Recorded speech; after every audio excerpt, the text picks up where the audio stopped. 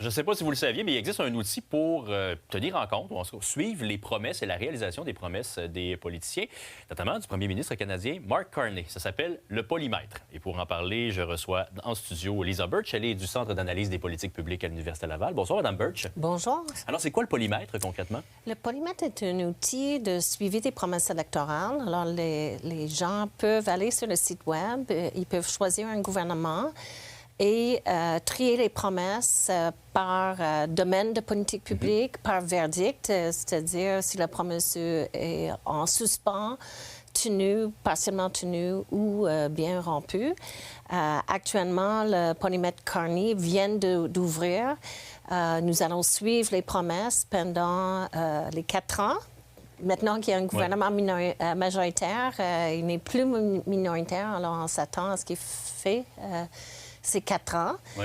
Et pour chaque libellé de promesses, on prend ça directement dans la plateforme électorale ou les communiqués de presse. Et lorsqu'on ajoute des preuves, ça peut être une preuve journalistique, ça peut être un document publié par le gouvernement, ça peut être parfois des statistiques, puisque parfois il y a des promesses d'atteindre une norme cible de médecins de famille, par exemple. Là, on va aller faire les analyses statistiques, combien de médecins de famille est-ce qu'il y avait au début du mandat et à la fin. On est capable de comparer, finalement. Et M. Carney performe comment jusqu'à maintenant, selon ce qu'on sait? M. Carney a commencé avec un gouvernement minoritaire dans un contexte très particulier. Puis nos recherches sur les gouvernements démontrent que plus il y a de crises au moment de démarrage d'un nouveau gouvernement, plus il est difficile de tenir des promesses rapidement. Puis crise, je parle, ça peut être une crise économique ou des difficultés financières du gouvernement. Dans le cas de Carney, nous avons des défis économiques avec la crise inflationniste qui s'amplifie à cause de la guerre au Moyen-Orient. En plus, il y a la guerre tarifaire et l'instabilité politique en général. Un peu partout, c'est ça. Un peu partout. Et là, au polymètre, vous allez suivre comme ça 440 promesses de M. Carney et de son gouvernement. Est-ce qu'on est capable déjà de voir, malgré le contexte minoritaire, comment il se situe par rapport à ses prédécesseurs? Par rapport au gouvernement Trudeau précédent, il a moins de promesses réalisées ou partiellement réalisées après un an.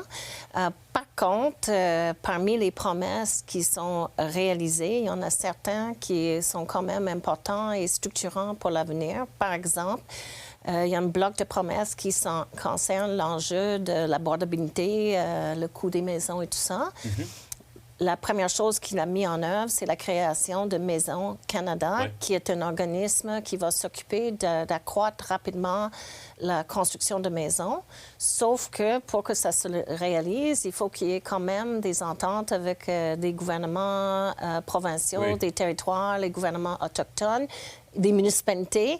Puis il faut surtout qu'il y ait des entrepreneurs avec des projets de construction, de logements abordables qui peuvent être financés. C'est souvent conditionnel, donc ces promesses-là. Et rapidement, pour les gens, s'ils veulent aller voir ça sur le web, c'est possible de trouver le polymètre, c'est ça? Oui, vous avez juste à regarder polymètre.org ou si vous tapez polymètre Carney, vous allez arriver directement sur le site web.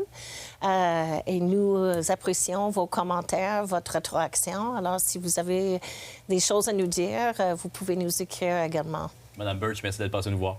Merci beaucoup, ça fait plaisir. Au revoir. À la prochaine.